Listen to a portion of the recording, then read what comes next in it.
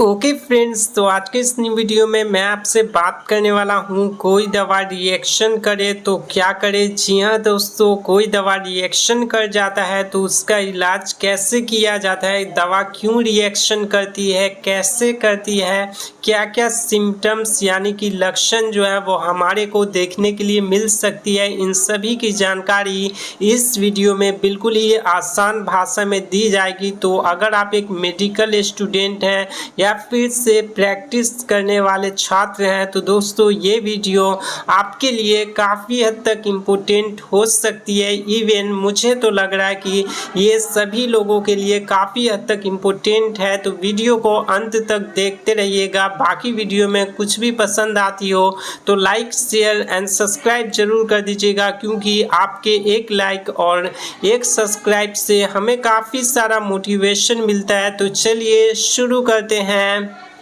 तो दोस्तों सबसे पहले जानते हैं कॉमन सिम्टम्स के बारे में। दवा रिएक्शन हो जाने पर जो कॉमनली लक्षण देखे जाते हैं वो कौन कौन सी है। तो सबसे पहला आता है स्किन रैश, स्किन पे चकत्ते पड़ जाना, रैश होना, ठीक है। फिर आता है ईचिंग, खुजली होना, स्वेलिंग, सूजन आ जाना, हाइव्स, शॉर्टनेस ऑफ ब्रीथ जैसे कि सांसें थमना, सांसें फूलना, सांसें रुकना, ठीक है। तो ये इसके कुछ कॉमन सिम्टम्स जो हैं वो देखे जा सकते हैं। अब हम बात करते हैं सीवियर सिम्टम्स के बारे में, यानी कि क्या क्या गंभीर लक्षण जो है वो देखने के लिए मिल सकती है अगर दवा रिएक्शन कर जाती है तब। तो सबसे पहला आता है हमारा ब्रीदिंग ट्रबल, यानी कि सांस लेने में परेशानी या कठिनाई होना, जैसे कि सांसें फूलना, सांसें थमना, सांसें रुकना। फिर आता है नौसिया, जी मिचलाना, वोमिटिंग, उल्टी होना, डिजीनेस, चक्कर आना, वीक फास्ट पल्स, ठीक है, कमजोर एवं पल्स का अधिक हो जाना, लो ब्लड प्रेशर, बीपी का कम हो जाना, सीजर, झटका लगना, ठीक है, लॉस ऑफ कॉन्शियसनेस मतलब कि होश खो देना। तो ये इसके कुछ सीवियर सिम्टम्स जो है वो देखे जाते हैं। अब फ्रेंड्स हम बात करने वाले कि कौन कौन सी ऐसी दवाइयां हैं जिनके साइड इफ़ेक्ट्स यानी कि रिएक्शंस जो है वो कॉमनली देखे जाते हैं। तो सबसे पहली मेडिसिन हमारी आती है एंटीबायोटिक, ठीक है। एंटीबायोटिक में हमारा हो गया पेनिसिलिन। फिर आता है पेन रिलीफ मेडिसिन जैसे कि एस्पिरिन, आइबुप्रोफेन। तो ये दवाइयाँ हैं जिसके काफ़ी ज़्यादा साइड इफ़ेक्ट देखने के लिए मिलती है। और भी कुछ मेडिसिन है जैसे कि cancer drugs, auto immune drugs. तो इन सभी दवाइयों के साइड इफ़ेक्ट्स या फिर से कह सकते हैं ड्रग रिएक्शन जो है वो कॉमनली देखे जाते हैं। चलिए दोस्तों, अब हम जानते हैं कारण के बारे में, किन कारणों की वजह से दवा जो है वो रिएक्शन कर जाता है, दवा रिएक्शन कैसे होता है, इनके बारे में अब हम जानने वाले हैं। तो अगर हम कोई दवा खाते हैं तो हमारा इम्यून सिस्टम वह सबसे पहले डिटेक्ट करता है कि जो दवा हम खाए हैं वह उसके शरीर के लिए हार्मफुल तो नहीं है। समझ रहे हैं आप?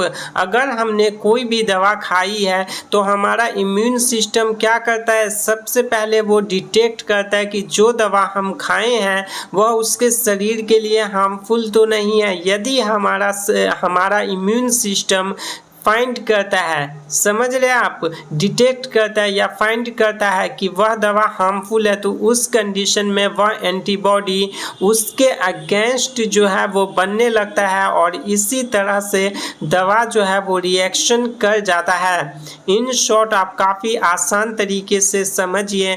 तो हम कोई भी दवा खाते हैं तो हमारा इम्यून सिस्टम क्या करता है, सबसे पहले वो डिटेक्ट करता है कि जो दवा हम खाए हैं वह उसके शरीर के लिए हार्मफुल तो नहीं है। यदि हमारा इम्यून सिस्टम फाइंड करता है, खोजता है कि वह दवा हार्मफुल है, तो उस कंडीशन में वह एंटीबॉडी उसके अगेंस्ट जो है वो बनने लगती है, विरुद्ध बनने लगती है, जिस वजह से दवा जो है वो रिएक्शन कर जाता है। अब फ्रेंड्स हमने यहाँ पे जान लिया कि किन कारणों की वजह से दवा रिएक्शन होता है, दवा रिएक्शन कैसे होती है, कौन कौन सी कॉमन सिम्टम्स देखे जाते हैं, गंभीर लक्षण कौन कौन सी हो सकती है, कौन कौन सी ऐसी फेमस दवाइयाँ हैं जिनके वजह से से जो है वो ड्रग रिएक्शन या फिर से साइड इफेक्ट जो है वो उनके देखे जाते हैं। अब फ्रेंड्स हम जानने वाले यहाँ पे इलाज के बारे में कि अगर दवा रिएक्शन कर गई है तो उसका इलाज कैसे किया जाता है।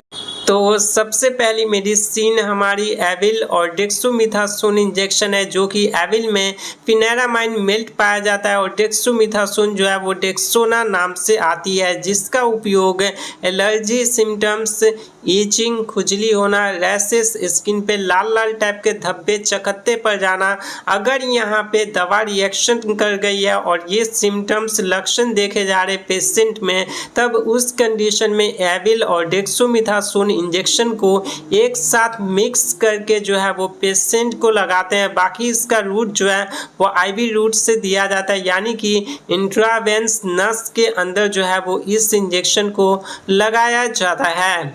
नेक्स्ट दवाई सिट्रीजिन हाइड्रोक्लोराइड इंजेक्शन है, जिसका उपयोग एलर्जी सिम्टम्स, ईचिंग, खुजली होना, रैशेस, स्किन पे लाल लाल टाइप के धब्बे या चकत्ते पर जाना। फिर इसके रूट के बारे में बात करें तो आईवी यूज ओनली, सिर्फ और सिर्फ इस इंजेक्शन को जो है वो नस में लगाया जाता है। बाकी फ्रेंड्स हमारी नेक्स्ट इंजेक्शन जो है वो एपिनेफ्रिन इंजेक्शन है, जैसा कि आप देख सकते हैं वहीं पे मेडिसिन के पैकेजिंग पर यूएसपी लिखा हुआ है, यानी कि ये यूनाइटेड स्टेट फार्माकोपिया के प्रोसीजर पे बना हुआ है, जिसका यूज एलर्जी सिम्टम्स जैसे कि ईचिंग, खुजली होना, रैशेस, स्किन पे चकत्ते धब्बे पर जाना।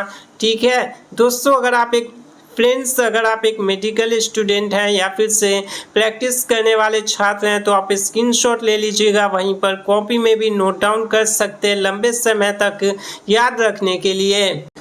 नेक्स्ट मेडिसिन प्रोमिथाजिन इंजेक्शन है और इसका उपयोग एलर्जी सिम्टम्स जैसे कि ईचिंग, खुजली होना, रैशेस, स्किन पे लाल लाल टाइप के धब्बे, चकत्ते पर जाने पर जो है वो हम प्रोमिथाजिन इंजेक्शन पेशेंट को लगाते हैं। बाकी फ्रेंड्स आप इंजेक्शन के पैकेजिंग पे देख सकते हैं कि आईपी लिखा हुआ है, यानी कि ये इंडियन फार्माकोपिया के प्रोसीजर पे बना हुआ है। चलिए जानते हैं नेक्स्ट दवाई के बारे में। तो सिट्रीजिन टैबलेट हमारी आती है, काफ़ी ज़्यादा फेमस मेडिसिन है। बाकी ये अलग अलग ब्रांड नेम से आपको देखने के लिए मिल जाएगी, जैसे कि जिंकसेट, ओकासेट, एनसीडेल, सेल्जिन। ठीक है, तो ये अलग अलग ब्रांड नेम से जो है वो आपको ये मार्केट में मिल जाएगी, पर इसमें हमारा साल्ट नेम क्या होता है तो सिट्रीजिन हाइड्रोक्लोराइड होता है। चलिए जानते हैं इसके यूज़ के बारे में।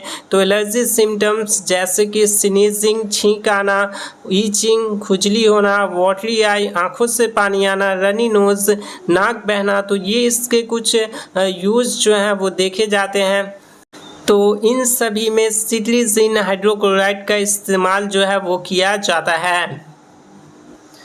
बाकी फ्रेंड्स ये सभी दवाइयाँ थी जो कि काफ़ी ज़्यादा इस्तेमाल में ली जाती है। जी हाँ दोस्तों, अगर किसी भी व्यक्ति को दवा रिएक्शन कर जाती है या फिर से साइड इफ़ेक्ट मिलती है तो उस कंडीशन में इन दवाइयों का इस्तेमाल करके उनका इलाज जो है वो किया जाता है। और ये दवाइयाँ हॉस्पिटल्स, क्लिनिक्स एवं प्रैक्टिशनर्स जो हैं वो काफ़ी ज़्यादा यूज़ में लेते हैं। दोस्तों अगर आपको वीडियो पसंद आई हो तो वीडियो को लाइक एवं चैनल को सब्सक्राइब जरूर कर दीजिएगा, क्योंकि आपके एक लाइक और एक सब्सक्राइब से हमें काफ़ी सारा मोटिवेशन मिलता है। उसी के साथ साथ इस वीडियो में जितनी भी सारी दवाइयों की जानकारी दी गई है उन सभी दवाइयों में से किसी भी मेडिसिन का यूज़ खुद से बिल्कुल भी नहीं करना है। डॉक्टर के प्रिस्क्रिप्शन या फिर से डॉक्टर के सलाह से ही इस्तेमाल करना है। अगर आप खुद से किसी भी दवाई का उपयोग करते हैं और कोई भी प्रॉब्लम आता है, साइड इफ़ेक्ट आता है, तो उसके जिम्मेदार आप खुद होंगे, क्योंकि ये वीडियो